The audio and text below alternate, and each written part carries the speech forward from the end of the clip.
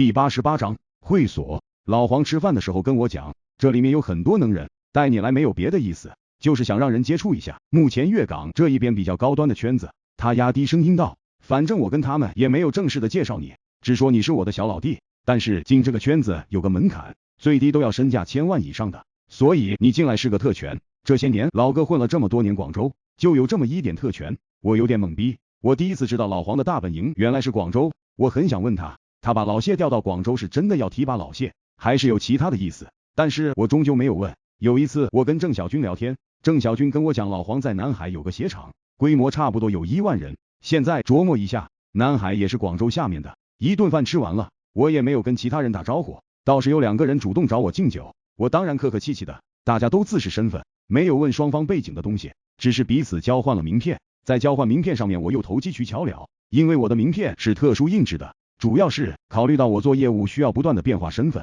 有时候我是以业务经理或者总监的身份去见客户，有时候我又是以设计师的身份去跟客户沟通，所以我的有一部分名片上没有印职务。还有上一次我拿了丁兹的名片，发现丁兹的名片上面既没有职务也没有公司，就一个名字，联系方式上面都没有。丁兹给人家第一张名片就是告诉别人自己的名字，其背后霸气的潜台词就是在深圳这个地方，你既然知道了我的名字，就应该知道我是干什么的。反正我们公司印名片简单，我也就印了这么一盒，空白的名片上就一个名字陈斌，其他什么都没有。这种名片反正我之前没发过一张，今天派上了用场，跟别人交换了几张名片。04年那会儿1000万身价的人，放在现在妥妥比亿万富翁还牛逼。好在我已经在深圳混成老油条了，应付这种场合根本不在话下。当然如果说欠缺的话，我可能缺一块年轻人佩戴的高端机械表，还有年轻人穿的几个大的潮牌衣服，但是我穿的是工作服，西装领带衬衫别人都看不出牌子来，皮鞋是和老黄同牌子的，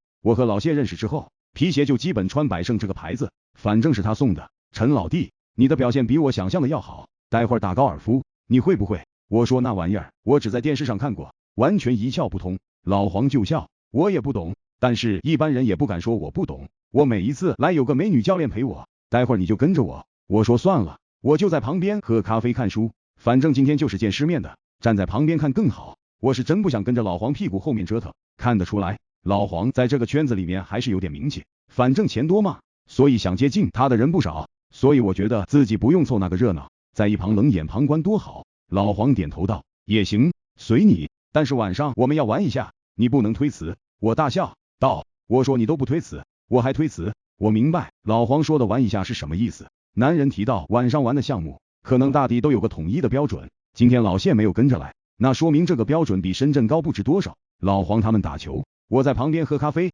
随便找了一本书看。陈老弟，冷不丁有人叫我，我抬头看到了对方30岁左右，身材肥硕，胸口挂着一个链子，穿着潮牌 LV 的夹克，头发梳着大背头，一个港片大哥的样子。我微笑道，方哥好。这个人叫方小华，之前吃饭的时候主动跟我敬酒的就是他。我问他喝什么，他自己找服务员点了一杯咖啡。你不玩吗？他努努嘴，冲着高尔夫球场的方向。我一笑道，跟老头子有什么玩头，还不如喝一杯咖啡自在，哈哈。方小华哈哈大笑。我刚才看了一眼他的名片，上面好像是广州顶点传媒公司的头衔，传媒公司范围很宽，我也不知道此人究竟是干什么的。我们随意闲聊，其实很有意思，因为这种闲聊看似随意，但是若有若无的又是一种彼此的试探。我想知道他干什么，他肯定也是同样的想法，我想知道他的来历，对方也一样。但是在这种社交场合，总是充满了各种的虚伪，谈的事情和这些都无关。我问他拍电视剧的事情，